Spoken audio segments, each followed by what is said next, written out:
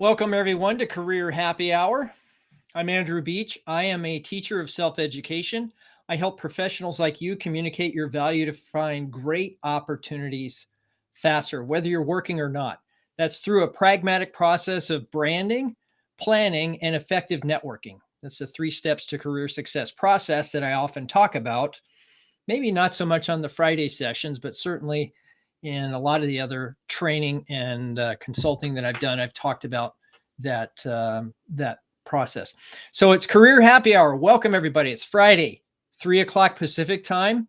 You can count on the fact that if I'm in town and I'm alive, I still have a pulse, then I will be here presenting and answering your questions. So yes, this isn't really about me or me getting exposure or gaining things. It's about me supporting you, this community, to help you find opportunities. And what really helps me is that if you have any burning career questions that you would like to share, please put those in the comments box or the chat box, wherever you're joining from, whether that's LinkedIn or Twitter or YouTube or Facebook in my group.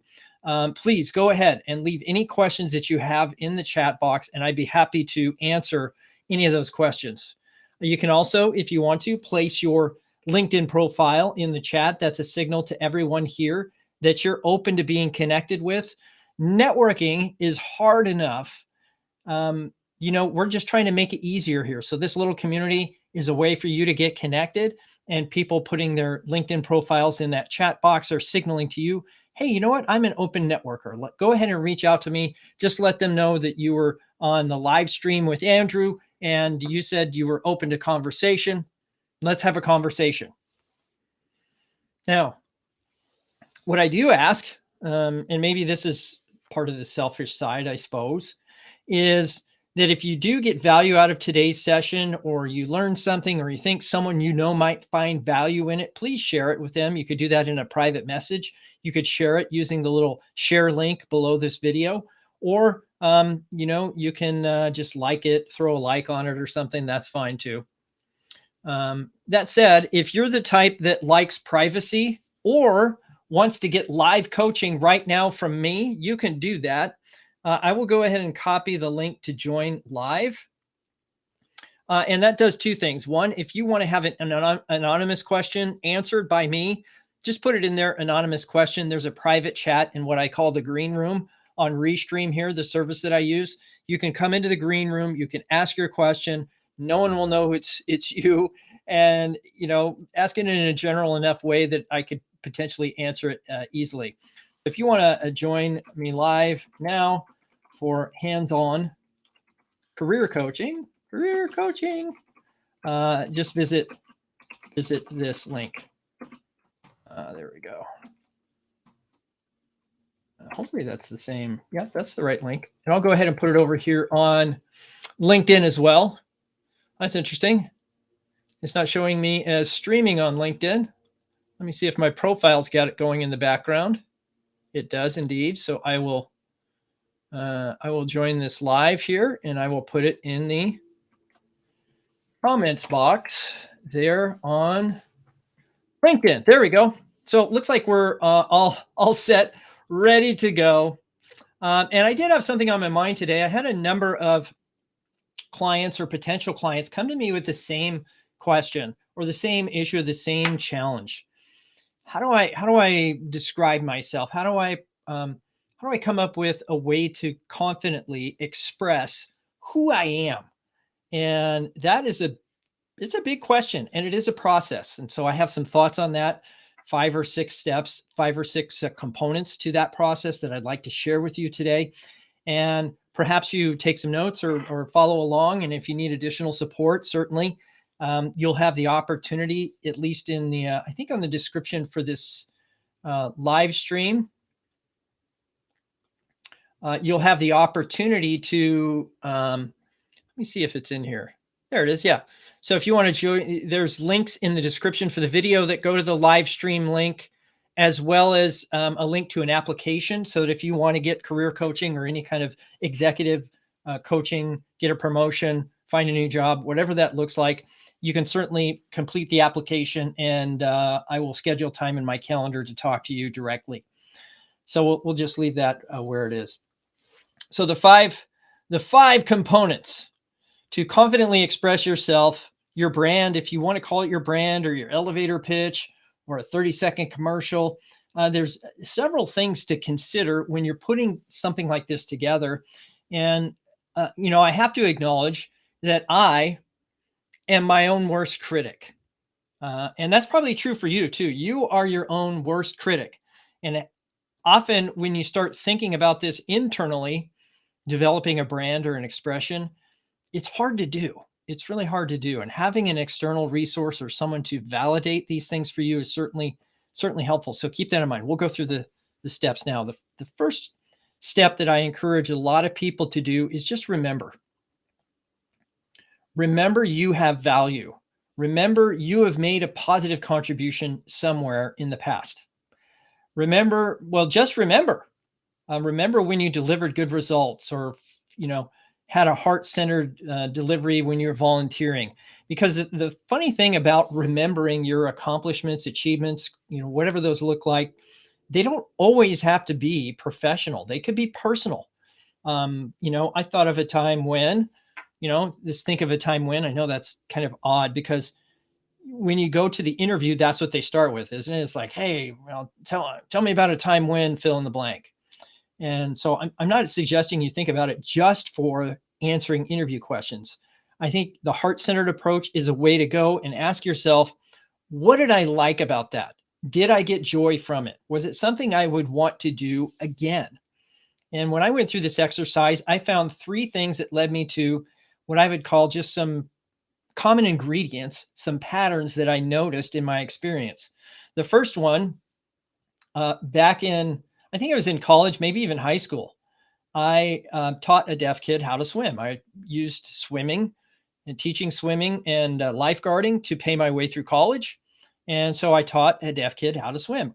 I did not know sign language. He barely knew how to read lips. I think he was 3 years old, and his parents were really helpful in that regard. But I thought of that story, and it was just me remembering that story. The second time was when I was with a sportswear manufacturer, and one of my colleagues had a, how would you call it? He had allergies, and it was in the springtime, and he could not facilitate a training session. And even though I wasn't even in the training department, I did hear the presentation because it was held in my office space, or adjacent to my office space. So I had an opportunity to listen to this training and actually absorb what was being delivered. And so he asked me to facilitate the training session. I did it. I loved it.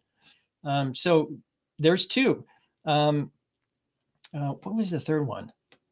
Well, it's fast forwarding to what I'm doing today, but I think the other part of this is understanding your history, maybe through your family. And so I started looking at my family tree, and it's like 6 generations of educators. There's librarians and university professors and school teachers. And, it's really fascinating when you start looking at your history, what you actually can learn about yourself. So these different things that I started looking at created a pattern.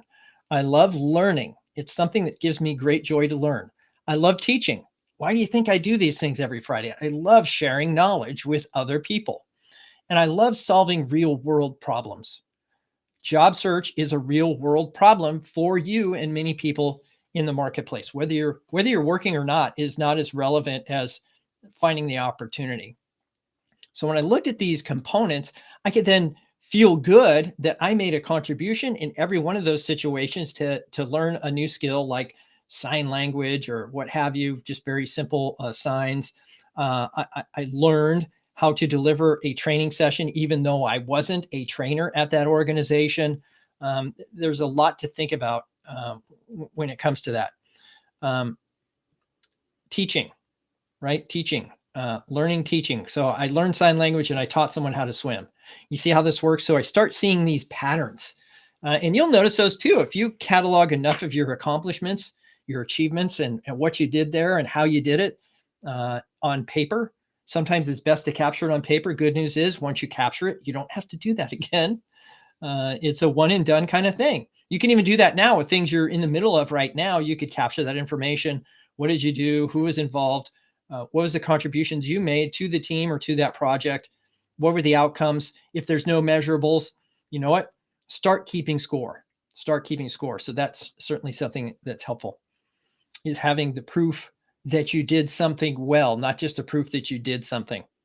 So, for example, that child that was deaf went from total novice to swimming 15 yards crawl stroke in 2 weeks of daily lessons. So 2 weeks of daily lessons, he was swimming 15 yards crawl stroke from zero. So to me, that's a measured outcome that I'm proud of. I mean, I wish I would have kept the information on that family and that child, because it really was something that that staying connected that way would mean a lot to me. But the second thing is, so the first thing is to remember and document all that on paper. We walk through that. The second thing is to embrace an identity that is elevated above any title or company. Let me say that again. Embrace an identity that's elevated above any title at company. Many of us feel like we're attached to a title and the company has become part of our identity. Is that you? Do you have those same challenges as I do? That I felt like, in the 4 times I've been in transition in my career between things, some by choice, some not, I felt like a piece of me was missing. I had a title, I had a company, and whenever I called people on the phone or they asked me what I did for a living, it was very easy for me to say title at company. And when that's gone, what do you have? You have an identity crisis in some instances, or you just blank. You feel like you don't have value because you're no longer with that organization, and for whatever reason, you think that's personal to you. And it does feel personal, but it's kind of trite, I think, to say it's just business, but it shouldn't be that way. We can have a debate about layoffs and such at a later time. And of course, just to be clear, anything I share on these Friday sessions is my own perspective. It's not the perspective of any organization I might be affiliated with. So now that we've gotten that disclaimer out of the way, I think the idea here is we need to zoom out to a position that we're describing ourselves in a way that a 10-year-old can understand. And this is something that was actually delivered to me. I didn't come up with that phrase, 10-year-old, but a gentleman that I networked with here recently gave me that. And I appreciate his contribution for sure. And the reason I say 10-year-old is because you never know who the person is you're across from that you might just fly right over their head with your expertise. I work with a lot of engineers, and a lot of engineers talk tech. They're technical in nature. They use acronyms. And in many ways, you fly over the head of your audience, maybe not deliberately, but often you want to impress somebody with your expertise. And certainly you would do that. You just wouldn't be remembered positively, nor may that person even connect you to an opportunity in the future. So when we're talking about zooming out, think about the value that you remembered in step one, and what does that mean to the audience you want to connect with? And so this identity, yes, it's about you to a certain extent, and the ingredients you bring to this recipe called success. And what does that mean to the audience you're trying to attract? Now, that doesn't mean the people you meet with aren't the audience you want to attract. They may introduce you to the audience that you want to attract. So embracing this identity that's elevated above any title at company is how you then also maintain and sustain a brand that surpasses your tenure at an organization. So now I'm so much more than my title at company. And now I have a positive way to present myself to other people inside the organization where they may have commoditized my job title. They may have said, you are a business analyst, number one, business analyst level 1. Well, guess what? There might be 200 or 300 business analyst level 1s in the organization. So what that you're one of those? So how do I differentiate myself from the other 199 out of the 200 that are now my competitors? I'm commoditized when I use the title. in a company. So do your best to avoid that as a crutch and force yourself, maybe even stretch yourself to use something else. So it'd be very easy for me to say I'm an executive coach, or I'm a, a career coach, whatever that title is, a sales leader, a sales representative. These are all titles that allow people to see you as a commodity. And I don't want anyone here to be seen as a commodity. You are a unique set of experiences. You're a unique set of education. No two of you are the same. Everyone here is unique, just like everyone else. Now, that means we need to honor and see the uniqueness of other people as well. But the idea here is we want to embrace an identity that's elevated above any title at company, so that you can add value in many different capacities. And the third step here, the third thing we need to talk about is being memorable. Being memorable often is a lot better than having a great branding or elevator pitch. The fact that people remember you is key, because I could have the best crafted elevator pitch in the world, but if people don't remember it, what is the point? What is the point? So I use this example a lot because I coached a gal kind of tangentially many years ago, and she would call herself a controller. And not that that's bad, but I look at the title controller and I'm like, well, okay, I'm not in accounting, so I don't even know what a controller does, to be honest with you. And so now I'd have to go look that up, and I felt stupid as an outsider trying to help her, that I was ignorant to what she did for a living. And therefore I felt bad, and I couldn't remember her from the next person who called themselves a controller. She built a new brand, and she called herself a financial plumber. Now, I know that has risk. I mean, there's no doubt that kind of a presentation is going to have risk for a controller. No doubt in my mind. But would you rather be forgotten or remembered? Forgotten or remembered? My suspicion is you'd rather be remembered. And even though it might be risky, people will think of you when you meet whatever it is that you described. When they see that in the marketplace, they are going to connect you with that opportunity. And that's exactly what happened for her. She found an opportunity not too long after changing up, refining that brand messaging. So being memorable is key. Branding is about positive, lasting impressions. Positive, lasting impressions. It's why, things like Aflac. That's why Aflac uses a duck. Why? They use it over and over in every single ad that you've probably ever seen from them. The duck is there. If it's a figurine in the bottom corner of a magazine ad, or if it's an active graphic inside of a video, it's there in every one of their advertisements. And so they use the duck, they use their logo, and they use a mnemonic device, Aflac, right, in the sound of a duck, to create an impression on you. And that impression, consistently repeated over time, is what gets remembered. And that's a powerful tool. We can use that for our own benefit.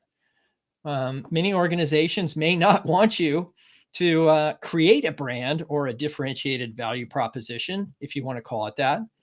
And so you may meet some resistance when you start introducing this to people that way. So don't be shocked when that does happen, that there is some resistance. So that's the third step, be memorable. The fourth step is get feedback. Get feedback. Okay. Now, the reason I encourage you to get feedback is because this process is hard. You can't just build your brand in a vacuum. It's not going to work. You can't just have a branding statement and all of a sudden magically things happen for you. Getting feedback is the first step in perfecting, in the pursuit of perfection for your brand. And what I suggest you do here is get feedback from people you trust and people who trust you, because they may not be the same people. So the key is find people you trust and people who trust you, and get their feedback on the brand or the expression that you've put together. Because here's the thing, it doesn't matter what their professional standing is or whether or not they're at the organization you'd love to work for. What matters is you're in a trusting relationship where if you share something, it's not going to cost you. It's not going to cost. It's a safe place to practice, and judge this relationship based on the level of safety you have with this person and their capacity to provide you objective feedback. Like, how did that feel? How did that sound? Did that sound like me? Ask them a lot of questions about what you presented. Of course, you want to do this verbally.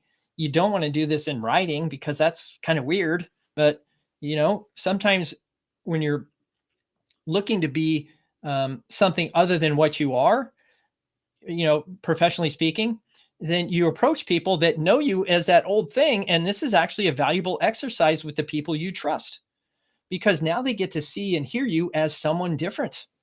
And I find that really helpful, that I can have somebody come back to me and say, hey, Andrew, this is good. But, when I think of you, I think of fill in the blank. And so elicit that feedback, get those. In fact, sometimes you reach out to people and you're hoping, through your networking and the building of this brand and their conversations, that you can find a job. And sometimes they don't have that for you, and they're going to feel bad that they don't. And that might impact your relationship. This is an easy ask of almost anybody you trust in your network, that, hey, you're not asking them for a job. You're not asking them to connect you with people. You're just asking for their feedback on your messaging. That's it. And often they're happy to do it. They are happy to do it. So get feedback. The fifth step, and actually I'm going to take these out of order. The fifth step was actually the sixth. I'll put it up in the fifth spot. But the idea here is, as you share it with people in that capacity, iterate, revise the message, make it better and better, never best. If you approach it the same way you do, say, your LinkedIn profile, your resume, everything else you do in job search or in career transition, whatever that looks like, getting a promotion, then, you're going to be okay. Make it better. Keep working until it feels right to you. Try it on. See if those shoes fit. Walk a mile in those shoes. Do you get a little pain in your little toe, or, are you rubbing the back of your heel? You know what I mean? And if it doesn't feel right, then change it. Make it better. And so that's something I would do as you go through your process of always continually trying to make your presentation just a little bit better. Okay, so that's the fifth one. The sixth one, put it out there. Put it out. You can always change it, right? I told you that. You're free to change it. It's your identity. It's your expression of value. You can change it. But you need to put it out there. And I mean on everything, including all of your social channels, your LinkedIn, your Facebook, your Twitter, your Instagram, your Snapchat, your TikTok, whatever you got, and whatever else is coming down the pipe, put it everywhere. The brand means most of them have some kind of profile. Update your profile on all of those channels with that same brand. Use it in networking. Use it as an introduction. Use it, here in my neighborhood, Friday is trash day. And so I know Thursdays, all of my neighbors are putting out their trash. You could use this as a practice point. Share your statement of your expression with your neighbors on the day before trash day. Put it on your email signature block, even your mobile device. Your mobile device, I know mine has a separate, has a separate email signature from my desktop experience. So going to your mobile device and your desktop experience, whatever email client you're using can typically have a signature there. Put some of that brand, that expression on your signature block. What about your resume? Should you update, modify, improve your resume with this new expression? And the answer is yes. Wouldn't you want people to hire you for what this expression means to you? Of course. And if that's what they need and you have that to offer, then it's a match. It's a fit, and it's a win-win, rather than you trying to change your expression to meet the needs of the audience, which means each time you do it, you're creating a new identity. You see how that can be problematic, is you're constantly changing who you are to meet somebody else's expectation. And that is not a healthy relationship for sure. Cover letters. If you do cover letters, it's a great place to say, hey, this is who I am. This is what I bring to the table. And you list a few accomplishments and you move forward with that. Now, if you're working, where could you use this? Well, you could use it in group events. You could use it in with your colleagues in meetings. You could put it on your email signature block. Yes, even your corporate email sometimes allows you to flex a little bit and have your own content on there. And before you put your official signature, you could have a little section there. There's just your little blurb about your brand and that sort of thing. So you could share it with your colleagues, your managers, people in your organization need to know this about you. It's an expression that people need to know. If you had the cure for cancer, how many people would you tell about it? How many people would you tell? And when would you stop? Think about that. If I had the cure for cancer and I knew about it, I knew how to cure cancer, how many people would I tell? I'd tell everybody I knew, and I wouldn't stop until there was no more cancer. Okay. So think about yourself in that same way. I am the cure, and I'm not diminishing cancer in any way, but if you think about yourself that way, that I'm the cure for somebody else's sickness, how many times would I share my solution to somebody else before I would give up? I wouldn't. I would until I got what I was looking for, right? The position, the level, whatever it takes. And I would encourage you to take that same tack.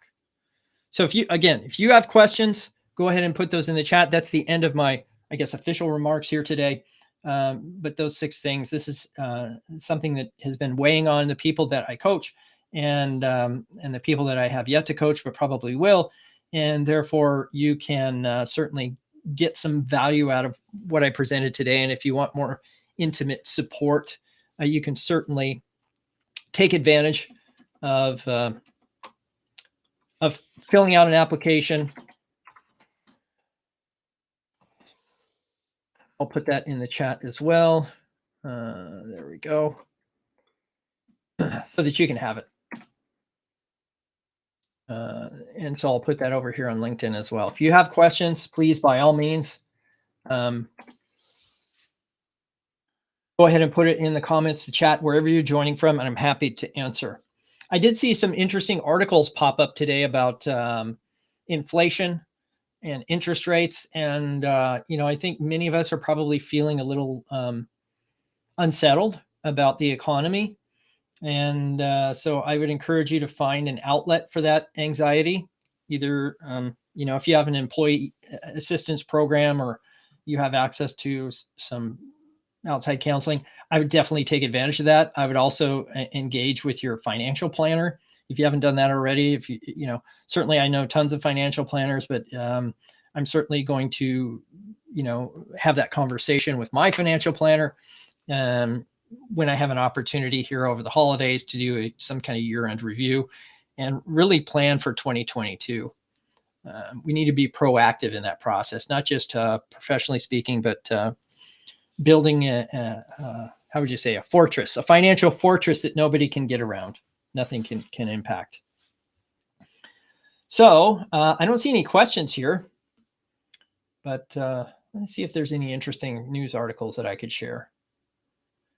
Let's see.